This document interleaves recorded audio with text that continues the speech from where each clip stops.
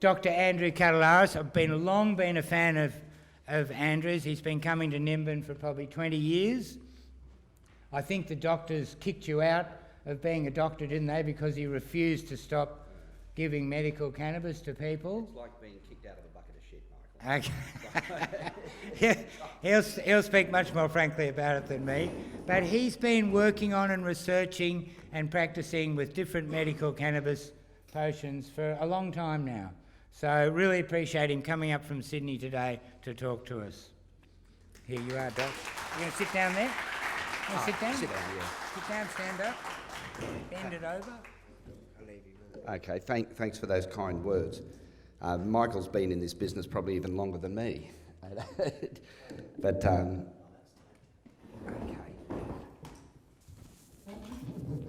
All right, no, that's fine. Yeah, someone had taped it down. No, that's fine, mate. Okay. Are most people here patients or carers of medical cannabis? Okay. Listen, firstly, we're just going to give you an overview of the theoretical basis of cannabis therapeutics, and then we'll go on to more specific things about different methods of preparation and different conditions and things like that. You must have heard by now about the endocannabinoid system. Now, there's a lot of words and terminology, but none of it's very difficult. So I'll go through it in simple terms because in concept, it's a very simple system, although in practice, it's exceedingly subtle and complex. So in the talk, we're going to cover what is the endocannabinoid system, where it is, what it does, and how we can manipulate it to assist in the restoration of good health.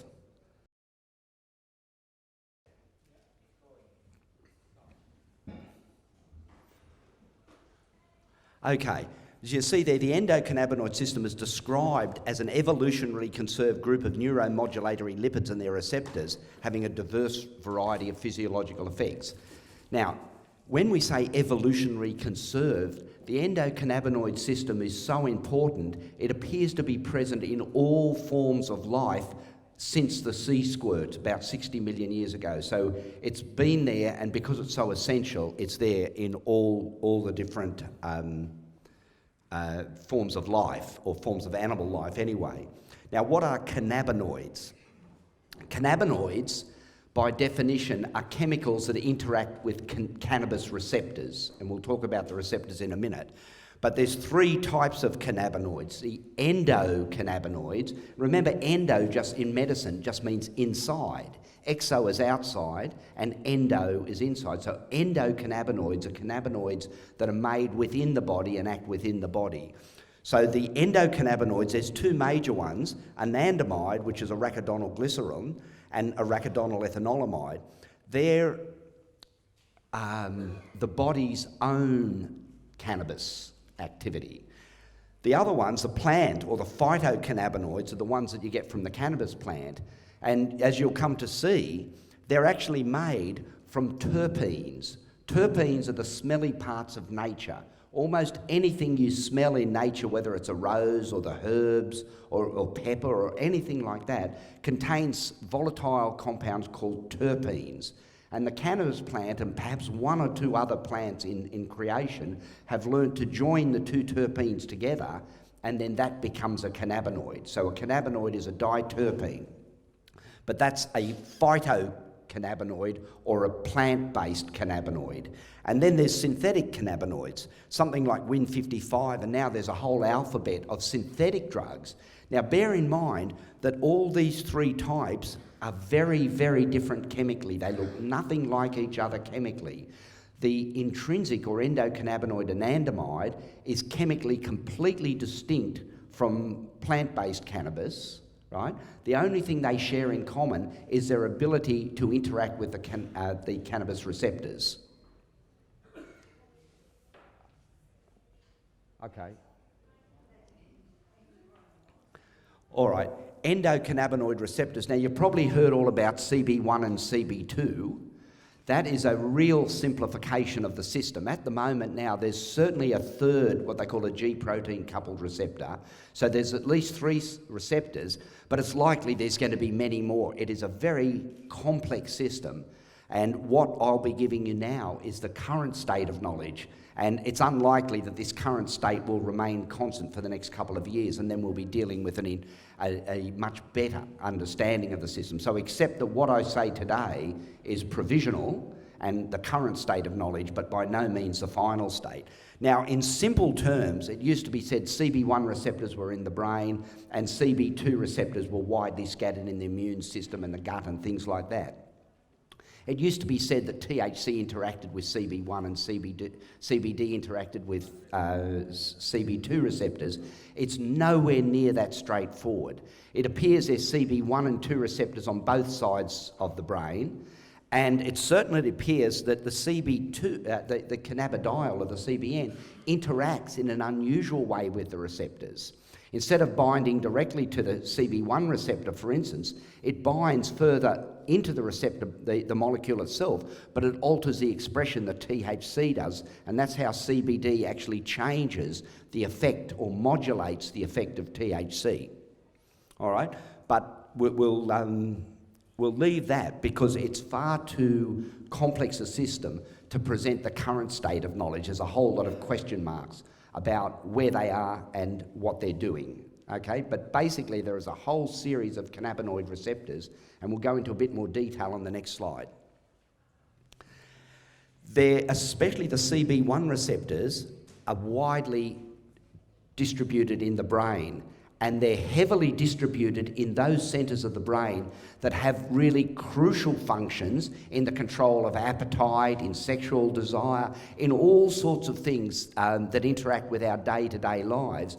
They all appear to be modulated by the endocannabinoid system in a way that's yet not very clear. And the big mystery of the endocannabinoid system is actually how it's run. And I'll go through that very shortly. But that's what makes it quite fascinating. But the message from this slide is that the endocannabinoid system is vitally involved in almost every aspect of human functioning. Okay. Okay, what's the purpose of the endocannabinoid system? Broadly speaking, its role is homeostasis. Homeostasis means keeping things in balance. Right? We have our temperature well controlled. We're not 40 degrees, we're not 33 degrees, we're 37 degrees.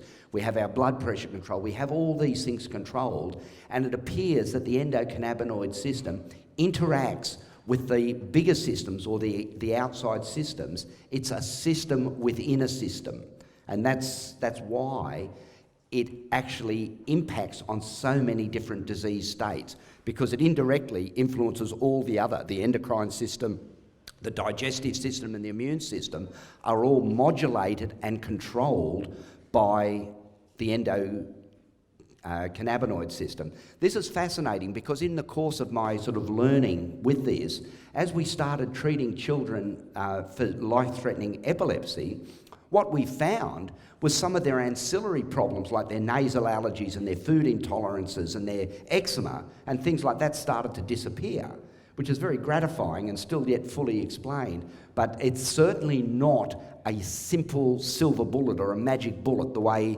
the allopathic doctors push a drug to have one effect. And they're searching around trying to shoehorn the cannabis medicines into their magic bullet hypothesis so a company can then market it and make a lot of money. But what they have to realise is that the endocannabinoid system is a vast system, and interactions in one thing, a perturbation, will affect something else. Now, just go on from that, we'll leave that. Sis?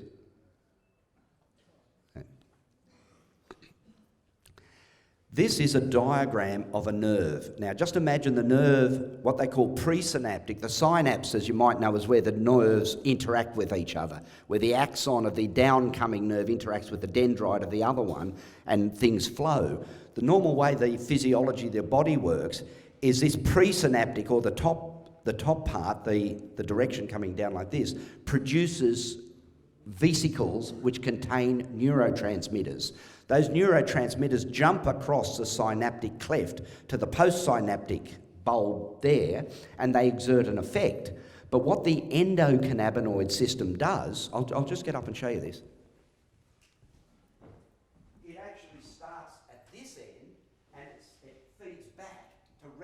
the production of something else. So it's actually, the system is running backwards, right? It doesn't mean it always performs a negative function of damping things down. Equally, it can modulate things up. So the mystery with cannabis and the endocannabinoid system is how it works, right? You've all heard of the endocrine system. The endocrine system out of our pituitary, which regulates our thyroid, our thymus, the gonads, all these endocrine systems.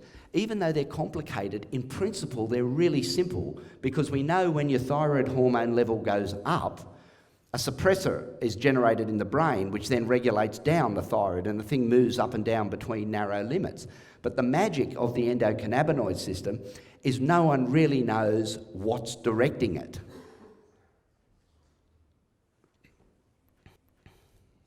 Now, the endocannabinoids, look at this, they're produced as needed. Now, no one, that's thrown in because no one really knows what is calling the shots on the system. But when you actually look at these things with advanced technology like EM microscopes and things like that, these endocannabinoids manifest out of a cell membrane, make their actions felt, and then disappear. And it might all be over in a couple of seconds. Right? The whole body is a very dynamic interplay. Nothing stands still in the body. Things are being made and broken down. They're giving responses. They're being upregulated or downregulated, but it's quite a complex interaction. So they're produced as needed. Now, this is where it gets mysterious. Says, just the next one. And to understand the endocannabinoid system properly, you've got to understand what our cells are made of. And the basic building block of our cells is what they call the lipid bilayer, right? Now, it's a phospholipid. See that phospholipid bilayer? Now, break down the words, right? Don't get frightened by the polysyllables. Phosphorus is the red dots, or represented by the red dots. They are water-soluble material. The lipids, represented by the little stalks there, are what they call hydrophobic. They don't like water, and they take whatever they can to get away from water. So when you have a polar molecule like a phospholipid, right, and you mix them together, they self-assemble to form a lipid bilayer. Now you can see why that's the case, because the phosphorus goes out looking for water and the lipids hide from water, and the only place they can hide is within the cell membrane. So that is a very simple idea of a cell membrane, but it belies the complexity of the whole system. Now the next one, please. The membrane, in reality, looks a lot more like that than that simple diagram, and even this is a gross simplification.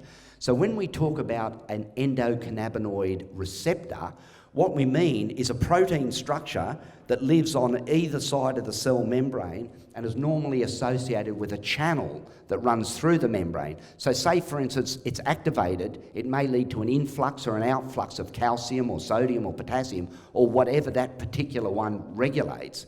But that's how the endocannabinoid system actually impacts on the body. The important thing, though, is where the anandamide comes from. And you're all aware that anandamide is the old Sanskrit word for bliss, right? It was named by I think Ralph Matulam, because it did appear to be a molecule that induced a profound sense of bliss. So that's how it got its name. But the fascinating thing about this, unlike, say, thyroid hormone, which is made in a gland, or testosterone or estrogen, which are made in the ovaries or the testes, we've got a discrete site. Here, the anandamide produces itself, apparently, out of the cell membrane when it's needed, right? But these are very, very mysterious things to say, because where is the intelligence? We're conditioned to think our intelligence is a result of our brain working as a whole, all those nerves together and all that learning, and that's what gives us ideas.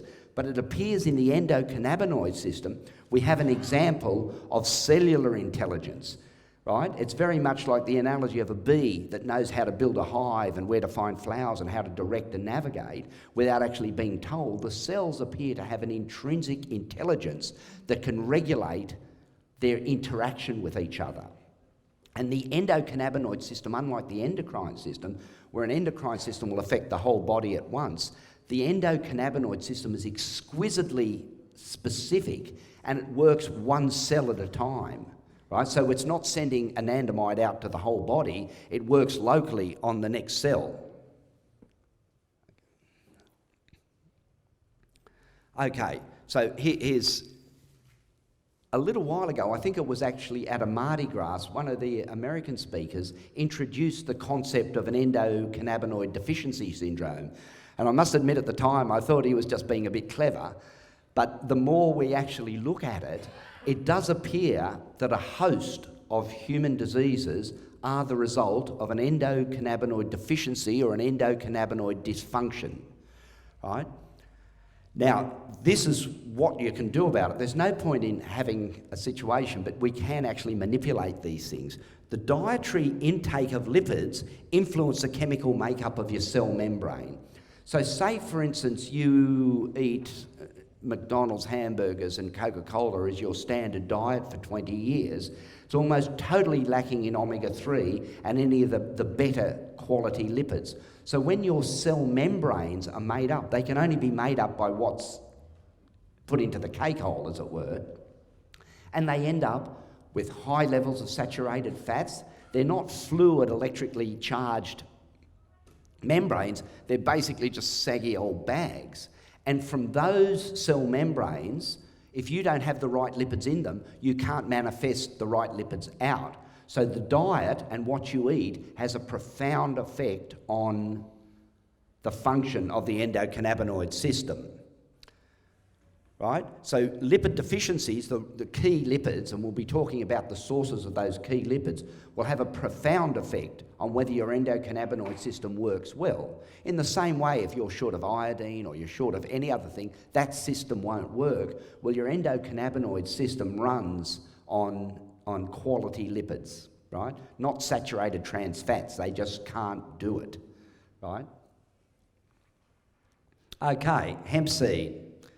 I hope you've all had experience with hemp seed nutrition by now, because if you haven't, I'll spend the rest of the time here convincing you that you should, right? Australia and New Zealand are, just the next one, I think. Australia, the politics of the hemp seed. Australia and New Zealand are the only two countries on earth that have restrictions on the use of hemp seed as a human food, right? And the resistance in this country is profound. As long ago as 2002, our colleague Phil Warner put in application A360 to FSANZ, which is Food Standards Australia and New Zealand, to have hemp seed recognised as a novel food. But at that stage, Howard was Prime Minister and Abbott was Health Minister. No wonder we're so sick now. But they knocked it back. They wouldn't give it a consideration. Okay, I let the water settle for a little while, and in 2008, I made the next application, A1039. And a normal FSANZ application should be dealt with in 18 months. 6 years later, that's in February of this year, it came to the vote, and guess who voted it down? Yeah. It wasn't only Abbott. Unfortunately, there seems to be an unholy alliance between people cross parties. So we had to get the support of 6 of the states, right? We got 1. Tassie backed us, all right? I don't know why there's such an agreement between Liberal and Labor when it comes to this issue, but there does appear to be instructions coming from a higher level not to let it out of the bag. The good news is we've heard recently that despite the fact that the federal government knocked back our application in February, they're now looking to actually make some legislative change next year. It's not as good as this year, but it's better than nothing, and it does look like we'll join the rest of the world in the near future. The reason why it's so important to get hemp industries going, the hemp seed industry going, is it because it facilitates the creation of hemp industries in this country. We started agitating for industrial hemp in 1988 because it was very clear then we had a problem with forestry, erosion, not to mention greenhouse effect and all the other problems that are besetting us. They could all be significantly impacted by having an major industrial hemp movement. But to start it from a financial point of view, if we have to build a hemp industry that's going to make paper, for instance, you need something like $200 or $300 million to set up a mill, and we just don't have access to that sort of capital at this stage.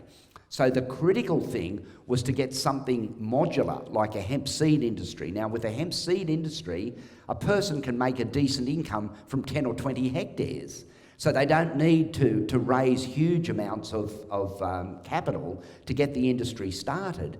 And then, using that as a priming for the pump, we can build up the area until we can actually do the large-scale industrial ones. So having hemp seed legislation is critical, because it would increase the number of farmers planting a very, very profitable crop. Yeah, anyway, there is a bit of light at the end of the tunnel, but it's a shame that we've had to actually dip down so far before the rest of the world for that to happen. Now, I'm going to talk briefly about, I'll just finish a little bit more on the hemp food. There's a lot of use of hemp seed oil at the moment, and people are taking it for its presumed nutritional benefits. And certainly it's a reasonably good oil, but it's not a practice that I actually advocate, right? And this is why. When you take the seed, remember the whole seed that you saw before, that has not only 30% oil, 30% protein, and a very rich mixture of what we call the cofactors that are needed to absorb omega-3 and utilise it into your brain and elsewhere. It has large amounts of B group vitamins and a lot of minerals, zinc and magnesium specifically, and vitamin E in very useful quantities. So when you eat hemp seed nutrition in the seed itself, you're getting the oil in a pure form, surrounded by its cofactors to assist in its utilisation and uptake. People started making hemp seed oil here because it wasn't permitted to eat the food, but it was allowed to be used topically. So the oil was actually forced into production by the laws at the time.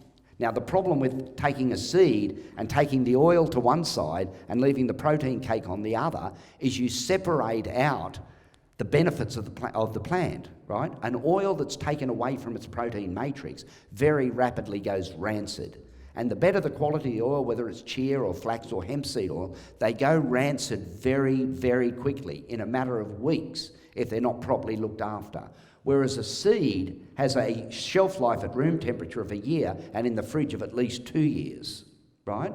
So the purpose of not having oil as your primary intake of the hemp is that it's separated from its cofactors, and it's also very prone to rancidity. So you're doing yourself a disservice if you're taking hemp seed oil only and not hemp seed, especially in the form of smoothies or any other form of incorporating it into your diet. But certainly for children, we're encouraging the parents and the carers to make smoothies and getting the kids away from now what is fairly poison dairy products and moving them onto a much more nutritious and beneficial brain-building food. Okay, the types of cannabis. We're going to talk about various methods of extraction and various administrations. Thanks, Sis. Okay, I suppose everyone here is aware of the differences, of the appearance of the differences between indica and sativa. No. Okay, all right.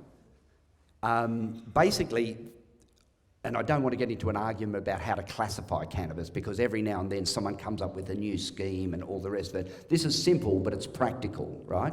As a rule, the indica plants, as you can see over there on the far right, are little squat plants that produce short, thick stems with short palmate leaves, whereas the sativa tends to be a lot more rangy and high growing. The usual explanation for the effects is they say that the indica has a sedating or a body stone and the sativa has a stimulating or a headstone. There's some truth in that, but it really is a matter of individual usage, and it's also influenced by the dose. But there are perceptible differences in the psychotropic effect of an indica and sativa, and often in therapeutics, when it's available, it's usually recommended that you may take a sativa drug during the day and an indica drug at night, right? So you can manipulate the differences of effects. There's been a lot of attempts at explanations as to why these things are different. Some people give the explanation that the indica may have some CBD in it. That's probably not true on the current population of Australian cannabis. Some years ago, when we had actually access to high-quality analytical equipment at Southern Cross University, we actually took 20 plants from around the place and looked at them, and the Australian drug supply at that stage had 0 CBD, so it was all THC. So the effects, the difference of effects between indica and sativa are probably explained by the differences in the terpenes, which appear to modulate the psychotropic effect at the higher levels, and whether they modulate the medical effects, we've yet to find out, but there are indications that they do. Okay, that's just the same view again, the little indica plant there and the sativa plants there. Most of the drug supply in this country now is hybridised. There's very few pure indica and pure sativa. I was lucky 2 years ago to actually get access to pure indica and pure sativa from a very advanced seed bank, and we grew them out in a farm, and I was determined to do a chemical analysis of both of them and try and definitively work out the chemical basis of the differences. Unfortunately, the helicopter found them before they got to the analysis, and that question is still up in the air, which I wish the helicopters weren't. All right, what's the next one? Okay, the reason for growing cannabis, basically, it's a resin factory, right? The reason cannabis makes resin, no one's really sure. They say it's for protection against UV radiation, it might repel insects. We don't know. Other people say, well, the plant and humans co-evolved. These are all speculative things. But whatever it is, the plant produces these resin bodies called trichomes in the highest density on the flowers of the female. And that's really the reason for growing the cannabis. There is a movement around the place spearheaded by Dr. Courtney in the United States that looks at juicing fresh cannabis leaves. I'm not a massive adherent to that because I do feel that the medical effect of cannabis is a result of the cannabinoids and not something in the fan leaves.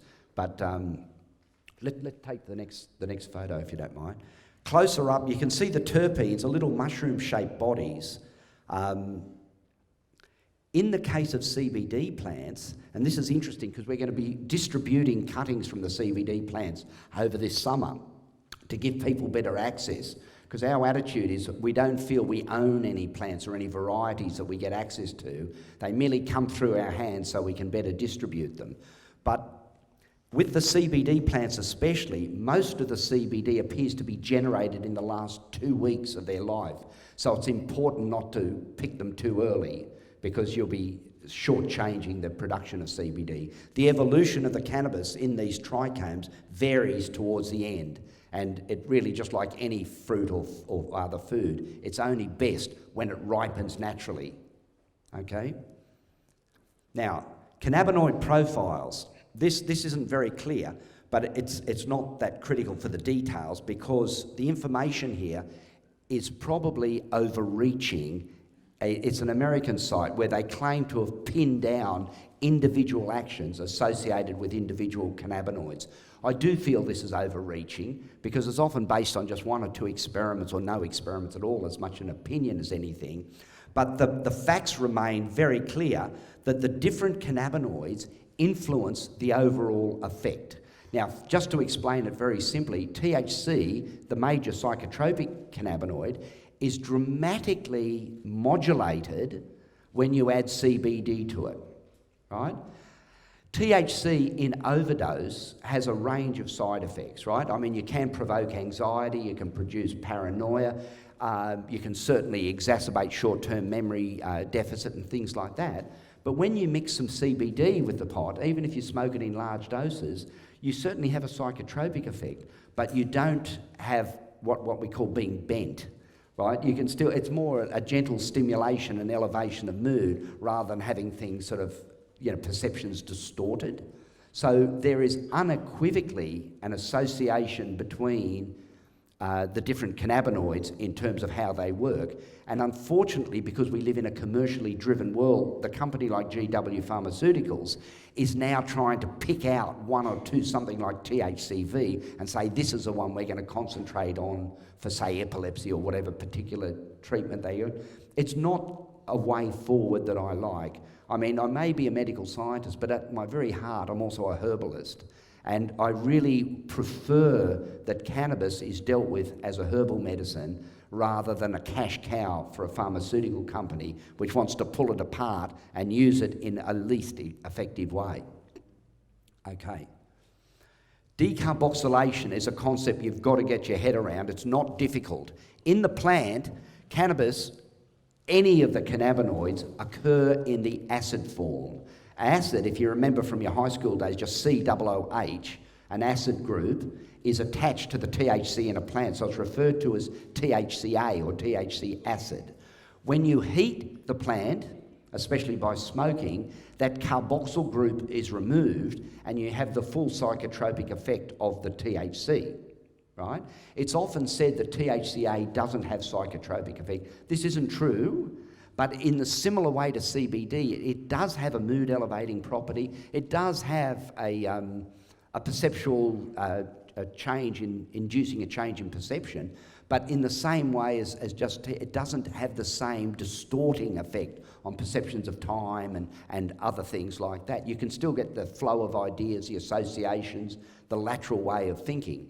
THCA has a lot to recommend it, right?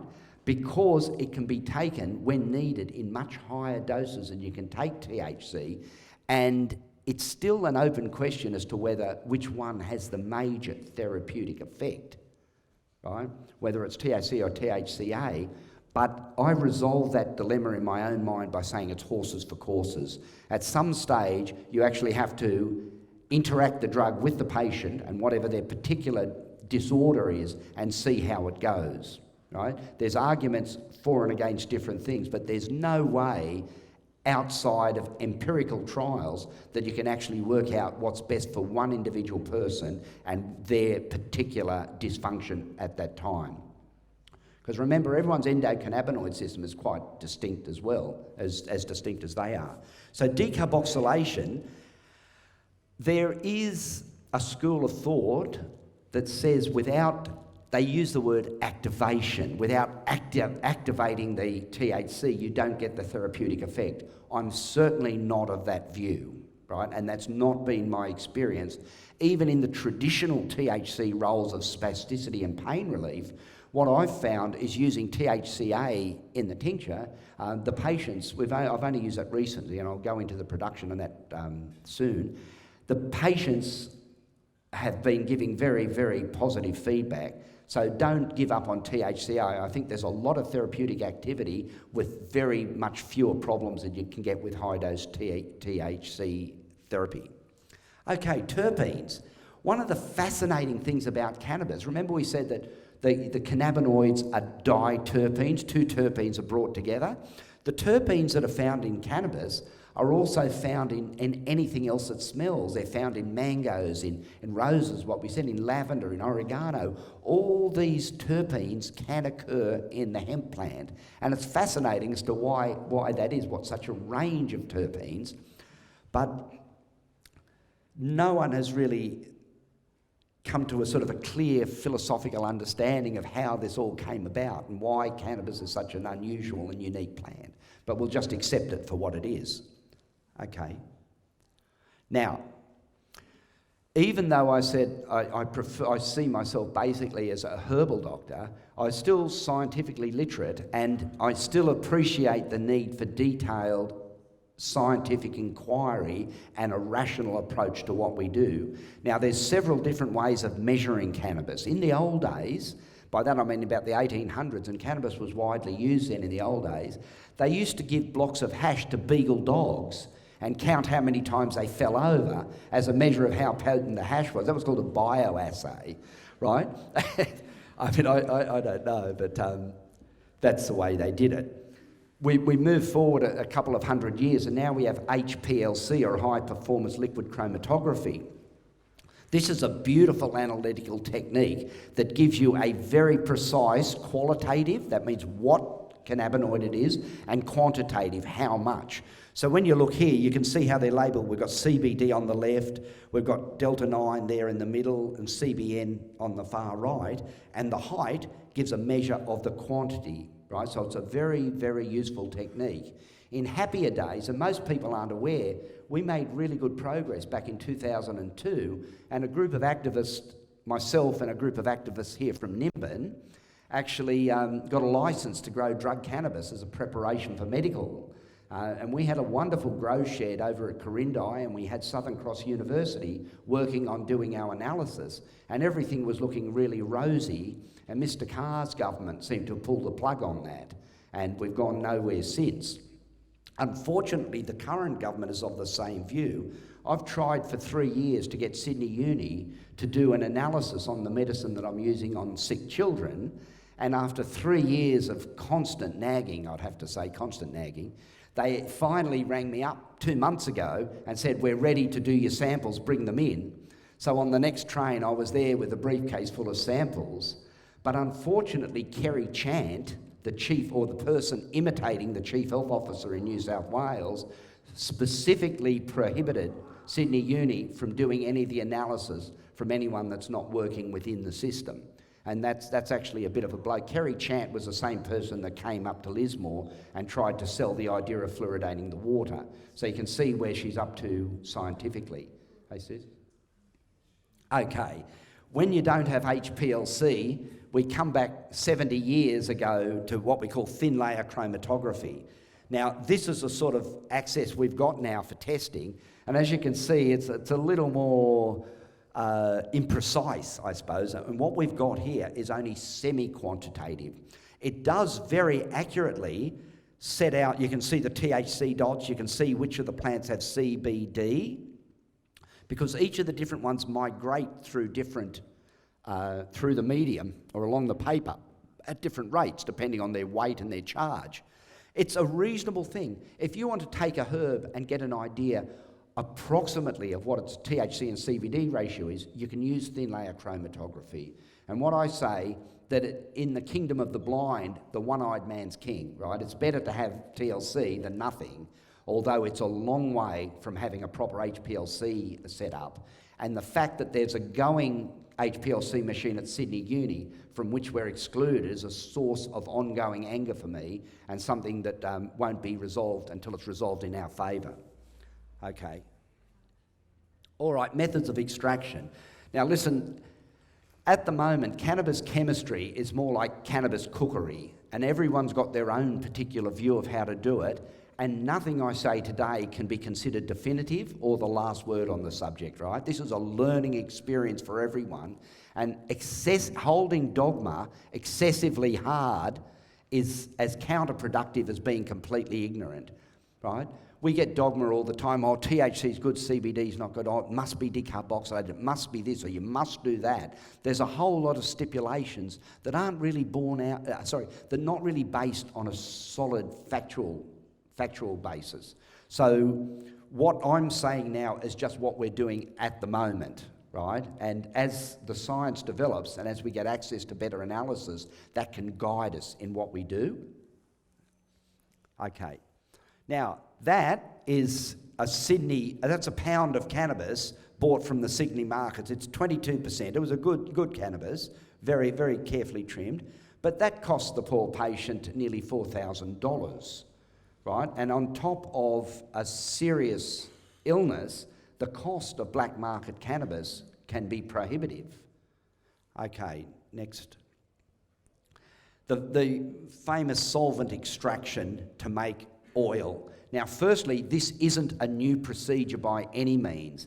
And I think it was someone up here last year that actually found an article in the Australian newspaper from 1857, which gave a recipe for making hemp oil, which is not widely different from the recipe we're currently using. So it's really back to the future. Remember, in the 1800s, the main drugs for pain and things are opium and cannabis, right? And yeah, cannabis oil was widely used with a range of conditions. Now, I'll just go back to that one if you don't mind. There's a few issues with the oil, right? Because it depends what solvent you use. And the supporters have their views on whether you should use alcohol or isopropyl or shellite or what else, acetone. most of the solvents are adequate in terms of their extraction, and the big issue in people's minds are the residual solvents, right? And the argument is because alcohol is theoretically a potable product, it's better to use the alcohol than the isopropyl or the hexane. Now, there's some merit in that argument, but the problem is when people do alcohol extractions carelessly, right, you can bring out a lot from the plant that's not cannabinoids. Remember, we just want cannabinoids, but alcohol is water and lipid soluble, so it brings out a lot of water soluble things. It dissolves a lot of the plant waxes. And I've been shown oils that people go, oh, here's my oil, and this thick, disgusting black tar comes out, and you really wonder how they can expect to get better on that sort of preparation. The one thing that I've found quite useful if you're going to do a solvent extraction is to actually put the solvents and the herb in a freezer, right? I'm not against using isopropyl if that's the way it goes. It's not my favourite, and the time that I use isopropyl is if I luckily find myself out in the middle of a huge patch of pot. We actually wash the plants fresh in isopropyl in 20-litre buckets and then evaporate that off, and you can get a very beautiful oil. The quality of the oil can be basically assessed by its colour, right? The beautiful golden honey oil tends to be higher potency and a much greater purity than the black oils, right? Because the black oils are made black by the oxidation of extraneous material because of careless extractions, right? Doing it in the freezer at -4 degrees reduces the extraction of water soluble, but it doesn't prevent it. Okay. This is a sonicator. It's also known as a jury cleaner, and it's most commonly used as a jury cleaner. It really is just a heated metal box that can be vibrated at 40,000 cycles a second. Right, so it's used in the laboratories to assist in dissolving things. Just imagine if you want to dissolve your sugar in your cup of tea, you stir it with a spoon, but you imagine you put it at 40,000 cycles a second, it dissolves a lot quicker. So to make the current medicine we're using in children, the epileptic medicine for children, we basically put 100 grams of our chosen herb. At the moment I'm using Z7, which is a 15:1 CBD to THC ratio, 100 grams of the herb and a litre of oil. Now I mostly use MCT or medium chain triglyceride oil. Now for people who don't know, coconut oil is made up of 60% medium chain triglycerides and 40% long chain triglycerides. Now it's the long chain triglycerides that make the coconut oil go hard at room temperature, right? It also increases the metabolic energy needed to absorb it. To absorb long chain fats takes more metabolic energy and longer time than absorbing medium chain triglycerides. And in fact, MCT or medium chain triglycerides are absorbed passively. So if you just put them on your mucosa or even on your skin, they're absorbed passively into the body, and that's quite a useful way of actually formulating. This form of preparation is useful to make a fairly low concentration. So when I'm providing for, say, a 3 or 4 year old child, we sonicate this up, and I usually soak it for 24 hours, and during that 24 hours we sonicate it 3 times, just to make sure we have the maximum amount of extraction. The beauty of doing it this way, compared to solvents, is very little extraneous stuff actually comes out, because the water-soluble things aren't soluble in the oil like they are in the alcohol. So you end up with a fairly pure extraction, and we've actually verified this by analysis that was conducted overseas. So the sonicator, the reason why I actually developed it was I was trying to give the government something that was so far removed from any sort of suggestion of drug culture that they'd find it easier to go forward with it as a method of production, but unfortunately it hasn't worked, right? Because there is an ideological block. This has got nothing to do with science or genuine concern. It's a malicious ideological block to progress of natural medicines over allopathic medicines. Okay. All right, the other way is a dry ice resin extraction. Now, I'm a bit of a Johnny-come-lately on this one. Even though it was all over the internet, I hadn't heard about it till about 6 months ago when someone Someone actually brought a bag and says, "You've got to see this, Andrew." I have to say I was pleasantly amazed at the dry ice extraction. Right? Now, there are a few provisos. Is everyone here familiar with that, or will I go through it? No, okay. Look, you basically use bubble bags, which are basically just some form of plastic bag with a membrane underneath of a known grid width. And they vary from 23 microns up to about 120 microns. And the idea is you get the pellets of dry ice, which are at minus 80 degrees, and you put a carpet of the dry ice down the bottom of the bag, and then a carpet of trimmed dry bud. And I was told it works on fresh bud. It definitely doesn't, or it doesn't work very well, so don't waste your time with that. Carefully trimmed dry bud, and then another carpet of dry ice. You leave it to chill down to minus 80, and then you simply agitate it, shake it up and down onto a hard glass surface, preferably. And the golden resin, those trichomes that you saw, comes fluttering down into a beautiful golden... Let's look at the next one. What size, Andrew? Well, it depends. I'll show you. It depends what you want, right? I mean, there's a degree of conceit in the United States where some people will only do 23 micron hash. You know, it's what we do. I generally use about 45 because it's the best. You can also you start at the small one and you go up.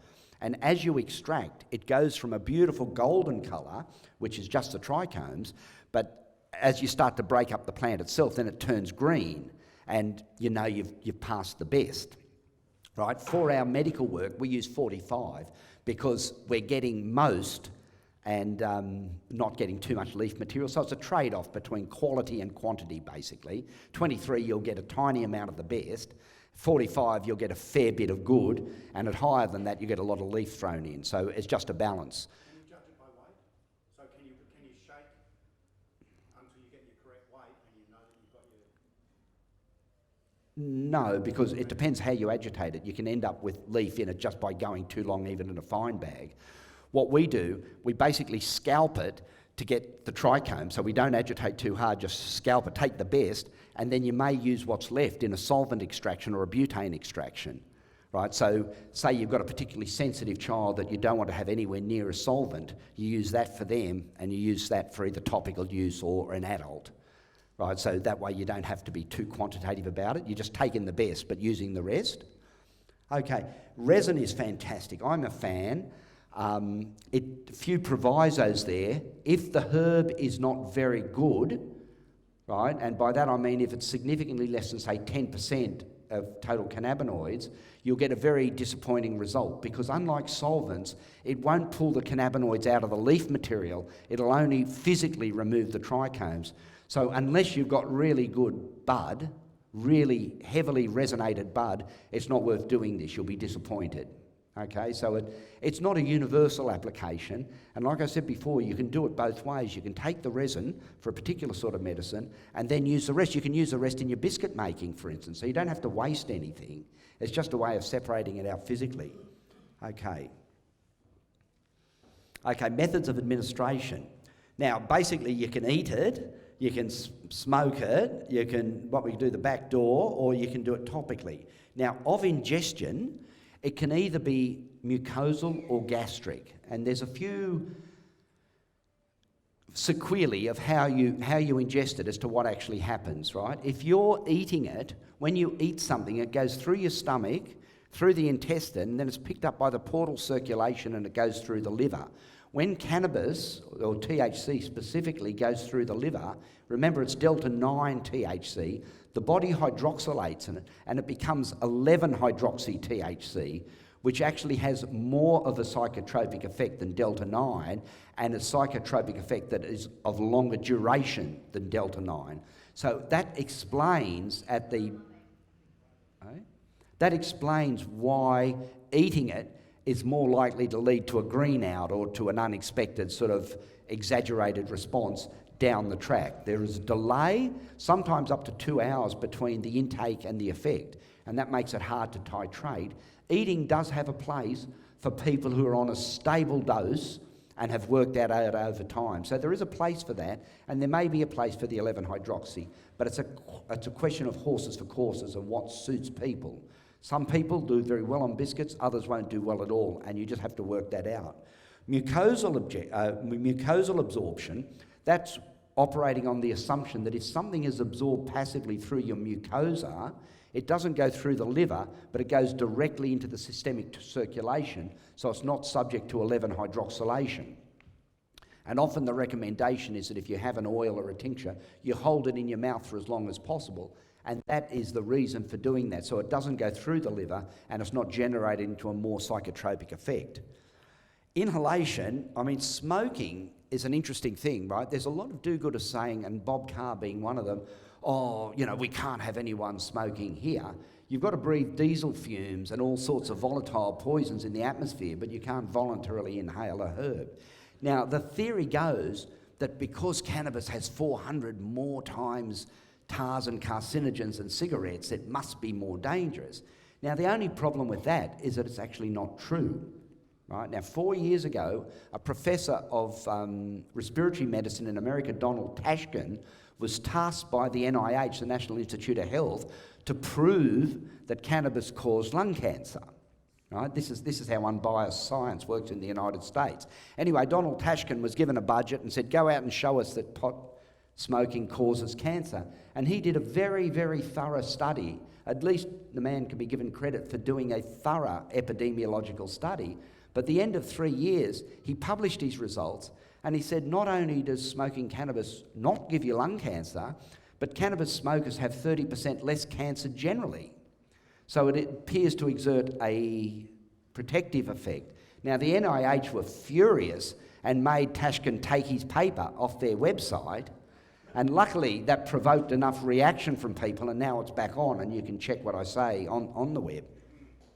So I'm not that fussed by smoking. I mean, I smoke myself. I don't consider it a big issue, but it comes down to dose and what you smoke it with, right? There's a big issue with tobacco. What can I say there that's balanced? I actually smoke tobacco, but I'm particularly sensitive about the quality of tobacco, and anything that comes out of a tailor-made packet can't be called tobacco in the same way as a McDonald's food can't be called food, right? It's some bizarre parody of what used to be. And remember, they add things like ammonia to the tobacco to make the nicotine more rapidly absorbed, so you come back and get another packet of Winfield, right?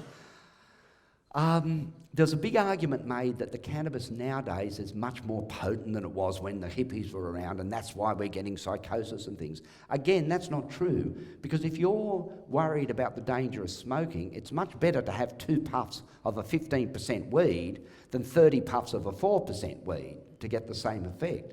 So high quality pot, smoking through a reasonable device, or smoking even through a cigarette in small quantities, is not dangerous. It's certainly associated with a bit of a redness of your mucosa, but it certainly doesn't have any long-term effects either on cancer itself, lung cancer, or on emphysema, right? There's no clear association of cannabis smoking and emphysema.